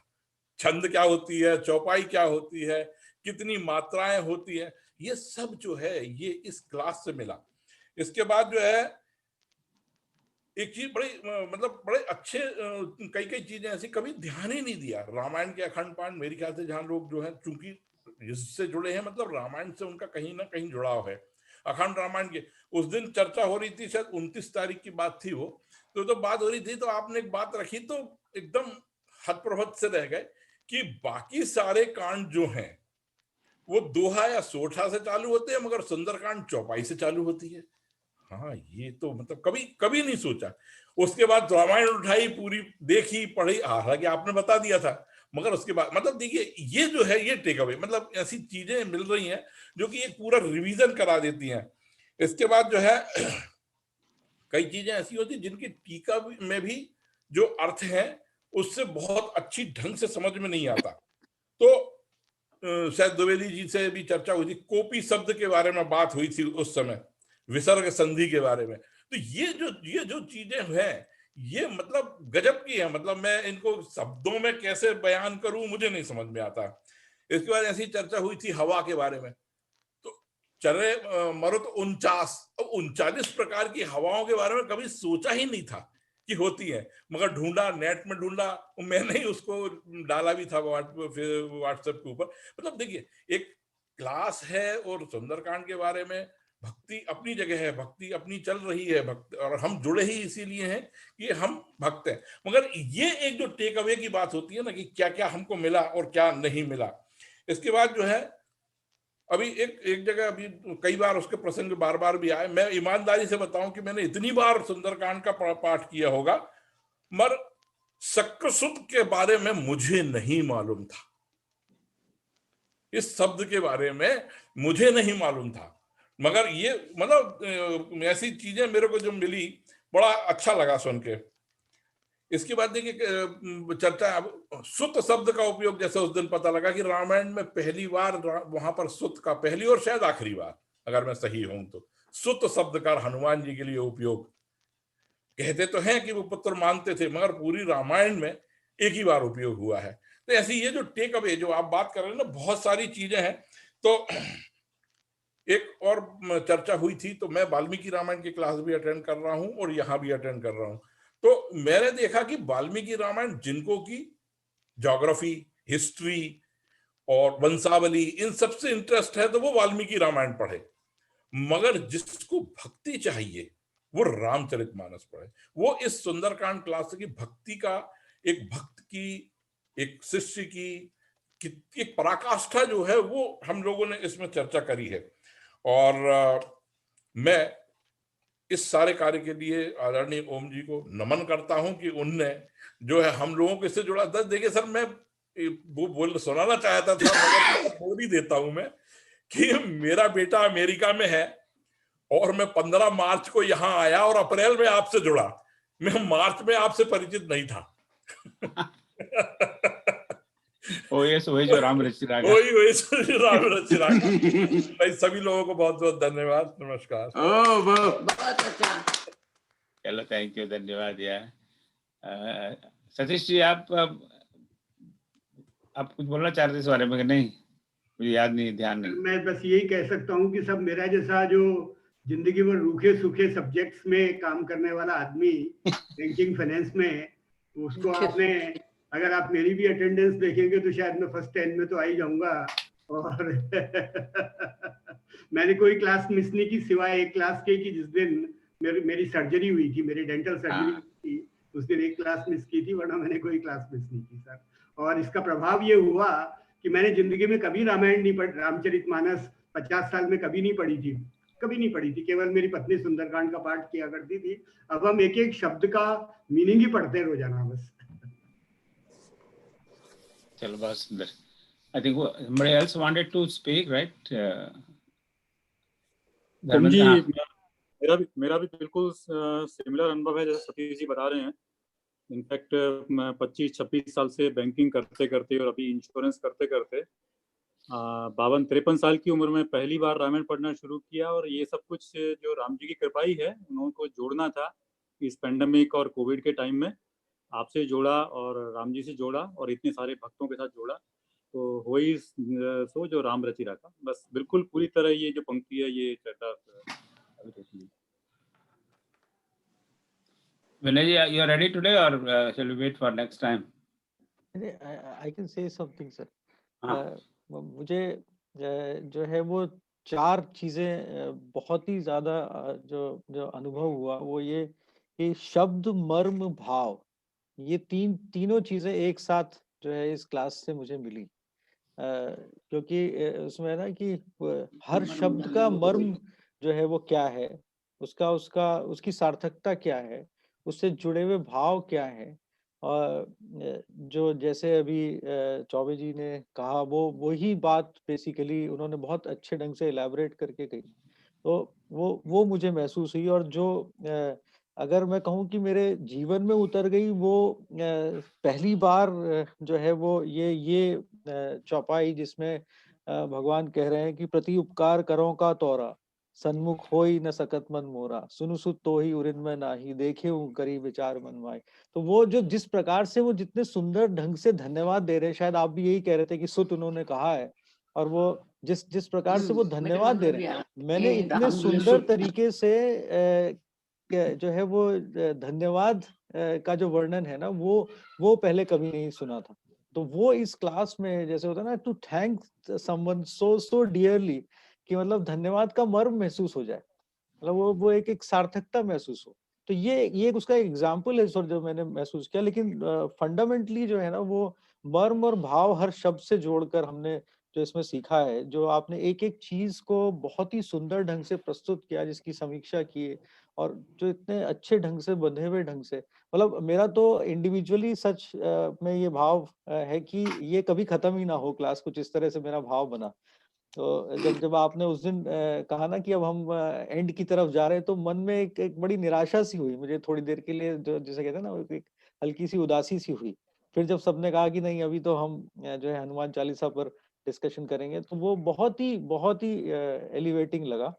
और जब आपने हल्के से लास्ट में कहा कि नहीं हम इस तरह की चीज आगे फिर सोचेंगे, तो मन को बड़ा ढाढ़स मिला कि चलो कुछ ऐसी बात आगे बढ़ सकती है। तो बहुत बहुत धन्यवाद है सर, बहुत अच्छा लगा।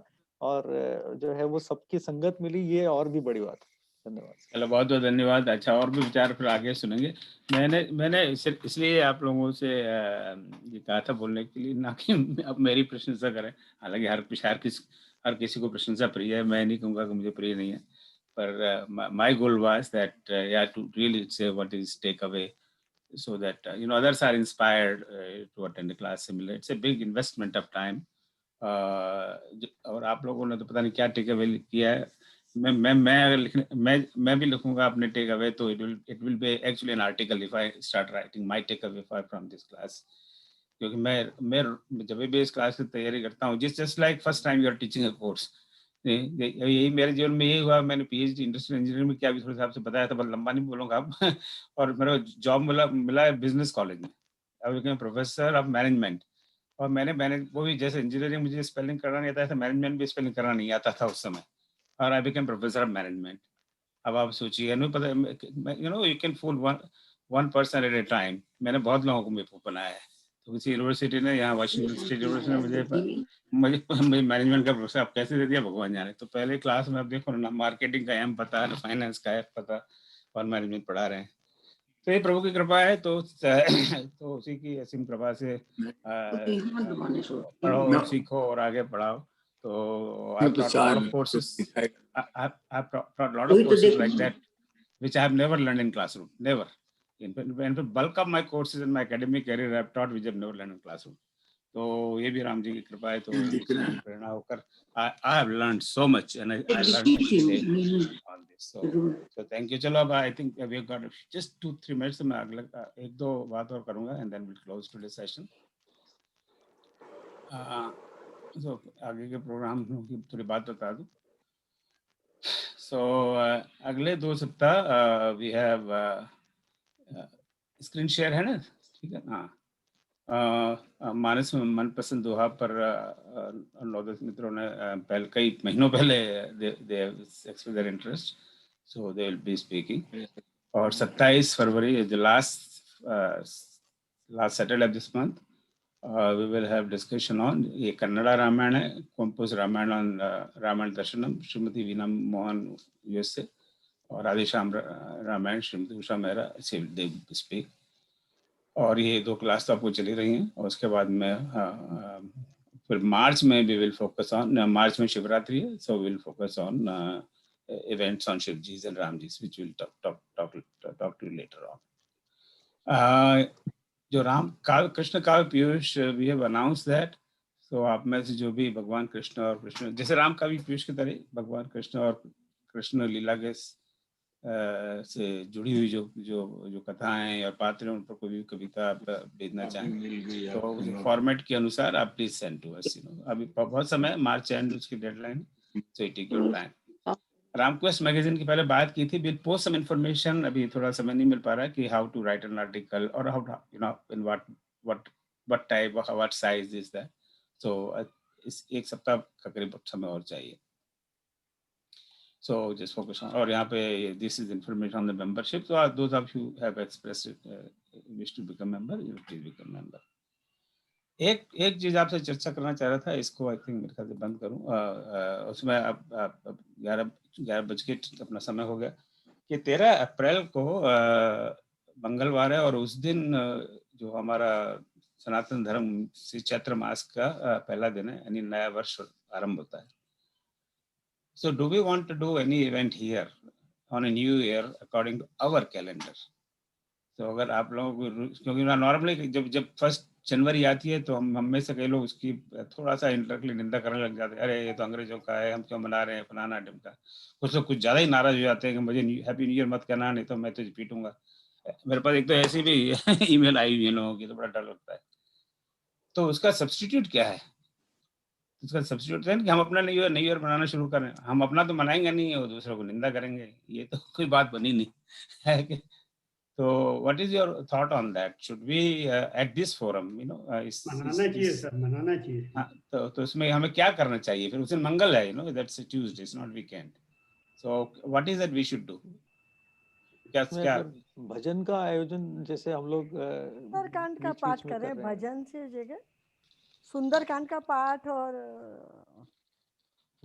हनुमान चालीसा वगैरह, चाहे 1 ही घंटे का करें, 2 घंटे का काम करें, लेकिन अच्छा नहीं, वो अपना आई थिंक अपना स्टैंडर्ड टाइम भी 1.5 घंटा हो गया है, सो अबाउट 1.5 घंटा है, 1.5 घंटा समथिंग लाइक दैट।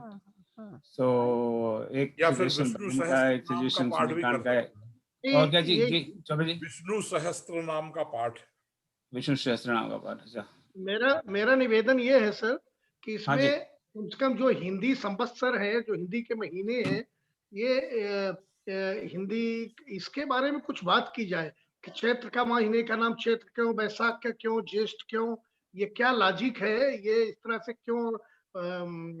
जैसे अंग्रेजी में वो कोई 30 का होता, कोई 31 होता है, अपने यहाँ जो कुछ इसका अपने गुड़ी पड़वा, चेटी चांद, ये सब उस दिन होता है। तो हिंदी, बहुत सारे लोग हैं जिनको हिंदी के महीनों के नाम भी नहीं पता है, और जबकि ये है कि अपने यहाँ बड़ा साइंटिफिक है कि चैत्र के महीने का नाम चैत्र क्यों है, बैसाख का बैसाख क्यों है, ज्येष्ठ का ज्येष्ठ क्यों है, ऐसा नहीं है। आप वार्ता दीजिए ना, ग्रेगोरियन कैलेंडर, एक वार्ता आप दीजिए पूरी।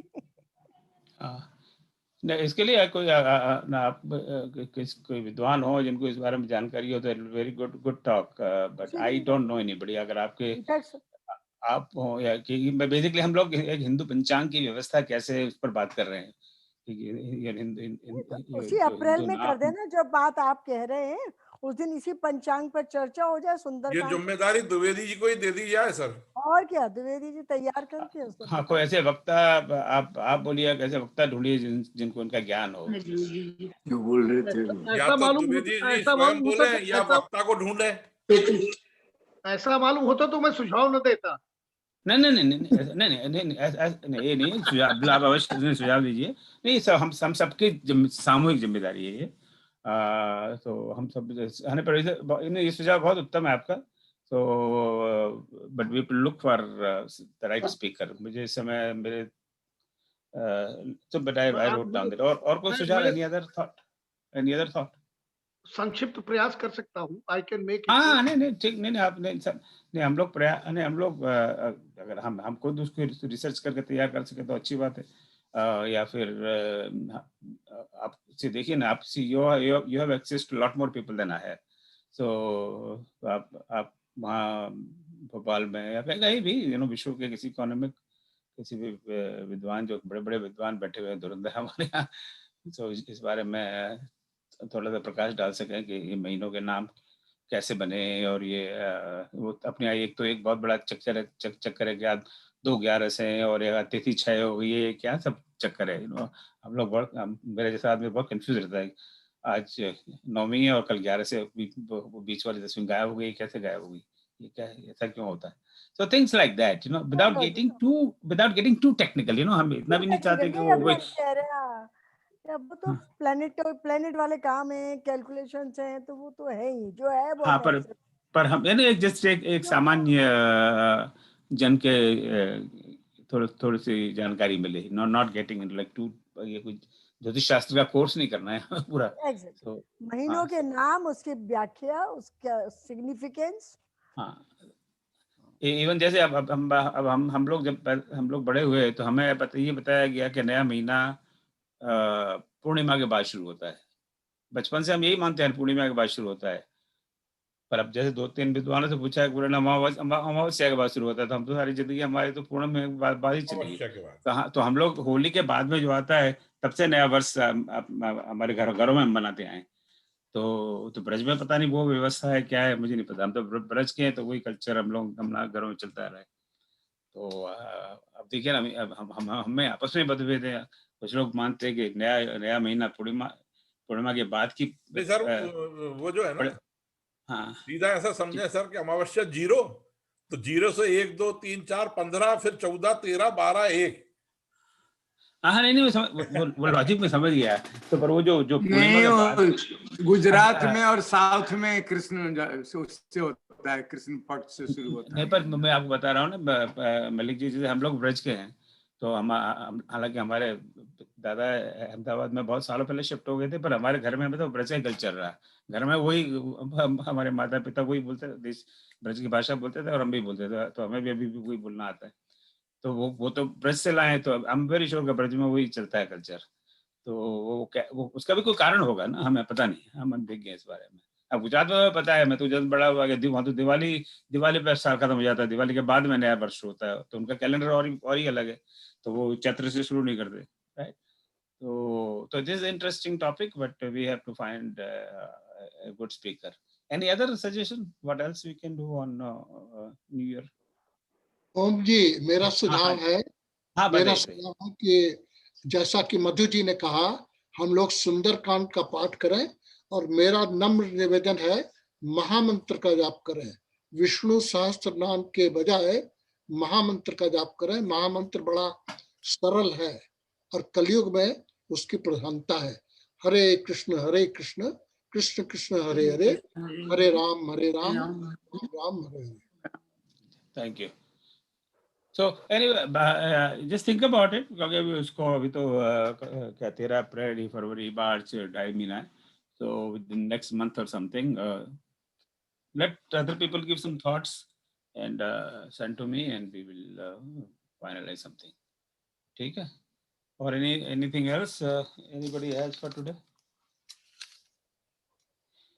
तो चलिए, आज का आप आने के लिए आज के बहुत बहुत धन्यवाद। मैं आपको प्रणाम कर रहा हूँ। जय श्री राम। ओम सर्वेषां स्वस्तिर्भवतु, सर्वेषां शांतिर्भवतु, सर्वेषां पूर्णं भवतु, सर्वेषां मंगलं भवतु, सर्वे भवन्ति सुखिनः, सर्वे सन्तु निरामयाः, सर्वे भद्राणि पश्यन्तु मा कश्चित् दुःखभाग् भवेत्। ओम असतो मा सद्गमय, तमसो मा ज्योतिर्गमय, मृत्योर्मय ओम शांति।